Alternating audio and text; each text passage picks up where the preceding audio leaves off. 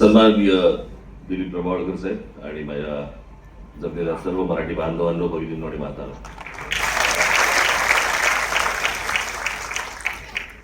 या सिने दिशा या महाराष्ट्र नवनिर्माण चित्रपट सेनेने आज आयोजित केलेल्या कार्यक्रमाला सकाळपासून कोण कोण होते? तुम्ही 6 जण होतात. आता काय हा त्याच्यामुळे आता संध्याकाळी आता किती वाजले? 8:30. तुम्हाला घरी जायचं असेल, म्हणजे मला माहिती आहे तुम्ही काय नाही बोलू नका. तुम्ही आता आले असणार, नाही मला आत्ताची असणार. परंतु आज इथे दिलीप प्रभावळकर साहेब इकडे आज आले.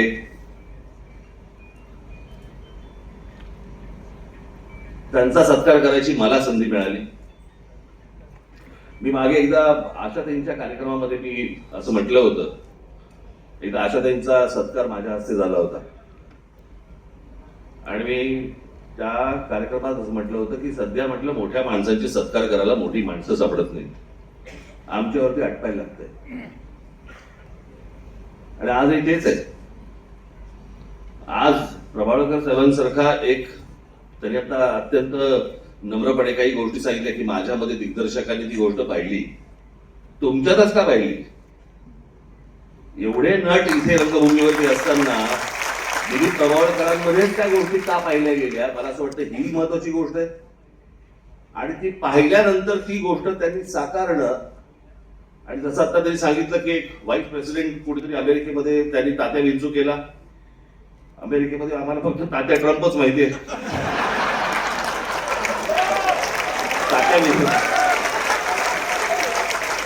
तात्या विंचू पहिल्यांदा ऐकला. पण त्यांनी केलेले, मला असं वाटतं आपण त्याला शाळेमध्ये असतानाची गोष्ट, टेलिव्हिजनवरती गुंड्याभाऊ आणि चिमणराव हे ज्यावेळेला यायचं आणि ते त्यावेळेला तुम्ही एक हात मारायचा काऊ नावाची, तर ते डोळ्यासमोर तेव्हापासून दिलीप प्रभावळकर आम्ही त्यांचा प्रभाव पाहत आलो. किती चित्रपट पाहिले, किती गोष्टी पाहिल्या. आणि मला असं वाटतं की भारताच्या इतिहासात, चित्रपटाच्या इतिहासामध्ये इतक्या प्रकारच्या विविध भूमिका करणारे मला असं वाटतं ते एकमेव कलाकार असतील.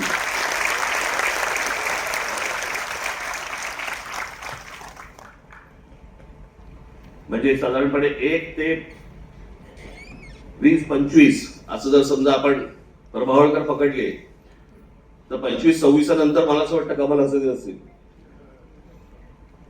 परंतु एवढ्या भूमिका साकारायच्या आणि त्याचा प्रभाव इतकी वर्ष ठेवायचा किंवा राहतो अशा प्रकारे त्या भूमिका करायच्या. म्हणजे आत्ताच त्यांचा दशावतार आला, दशावतारमध्ये तर त्यांनी किती भूमिका केल्या.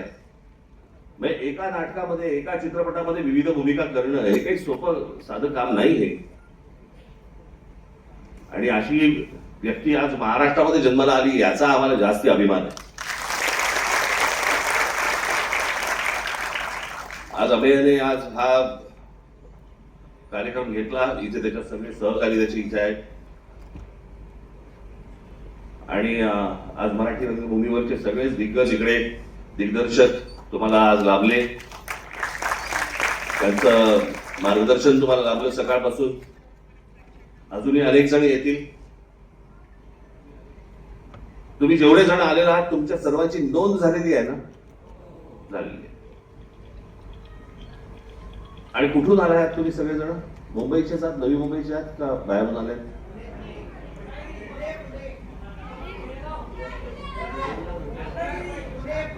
पुणे, रत्नागिरी, नाही महाराष्ट्रात आलं, बोला ना. सोपं नाही का? मी तुम्हाला आता एक गोष्ट सांगतो. जसं मराठी चित्रपट सृष्टीतले, नाट्यसृष्टीतले अनेक दिग्गज तुम्हाला आज इथे सकाळपासून मार्गदर्शनाला मिळाले.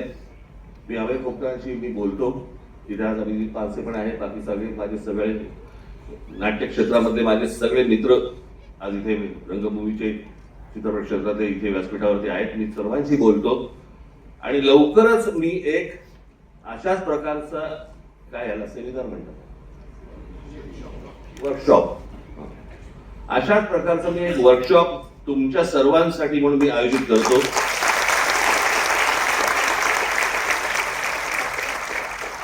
ज्याच्यामध्ये आपले मराठी चित्रपटसृष्टीचे लोक तर असतीलच, परंतु आपल्या सर्वांसाठी म्हणून मी राजकुमार हिरानी, आमिर खान, जावेद अख्तर या सर्वांना मी इथे बोलवीन. तुम्हाला जे काही तुम्हाला या क्षेत्रामध्ये येण्यासाठीचे जे काही प्रश्न असतील ते मला असं वाटतं तुम्ही त्यांच्याशी बोला आणि भविष्यातली सगळी तुमची वाटचाल ही उत्तम हो. चित्रपट कसा करायचा, काय करायचा, नाटक काय करायचं, कसं करायचं. मला चित्रपट क्षेत्रातलं थोडंसं, चित्रपटाबद्दल थोडंसं मला थोडंसं कळतं, थोडंसं, यांच्या एवढं नाही कळत. नाटक मला कळतच नाही. कळत नाही याचा अर्थ समजून घ्या. मला असं वाटतं नाटक हे इतर कोणत्याही माध्यमांपेक्षा सर्वात जास्ती कठीण असतं.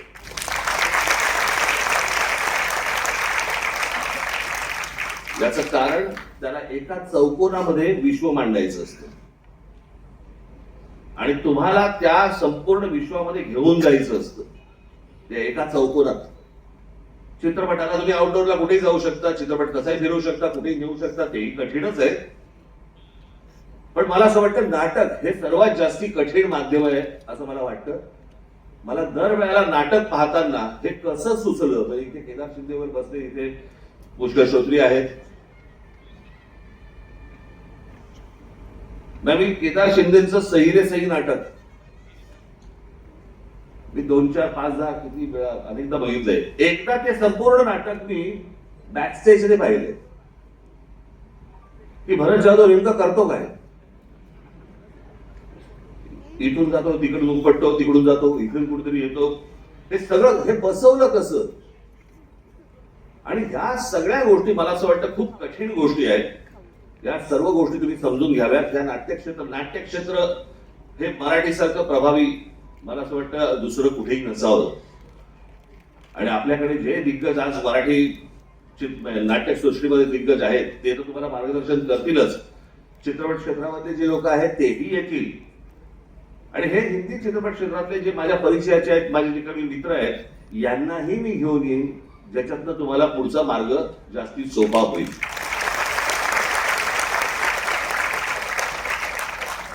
आता बाकी जे राहिलेले म्हणजे वर्कशॉप सोडून जे आलेले आहेत त्यांच्यासाठी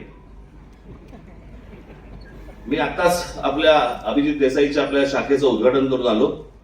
आणि त्या शाखेच्या उद्घाटनाच्या वेळेला मी त्यांना सांगितलं की मी लवकरच नवी मुंबईमध्ये एक माझी जाहीर सभा देईन आणि त्या जाहीर सभेच्या वेळेला आपण सर्वजण या. त्याच्यामुळे ही सगळी बिचारी मंडळी महाराष्ट्रातनं सगळीकडनं आली आहेत. आधीच ते सगळं म्हणजे दिवसभर त्यांना खूप गोष्टी मिळाल्या असतील, पण अजून मी माझ्यामुळे ते जास्ती कावतील, तर त्याला त्रास होऊ नये. लवकरात लवकर शांतपणे घरी जा, नीट जा, लवकर जा, घरी व्यवस्थित पोचा. मी नवी मुंबईसाठी म्हणून लवकरात लवकर जाहीर सभेची मी तारीख आपल्याला जाहीर करेन, एवढं फक्त बोलतो. आज दिलीपजी आपण आज इथे सगळे आलात त्याबद्दल मी अतिशय आभारी आहे आपला. आणि आम्ही आणि त्याच्या सर्व टीमचं मी पुन्हा एकदा मनपूर्वक अभिनंदन करतो. धन्यवाद.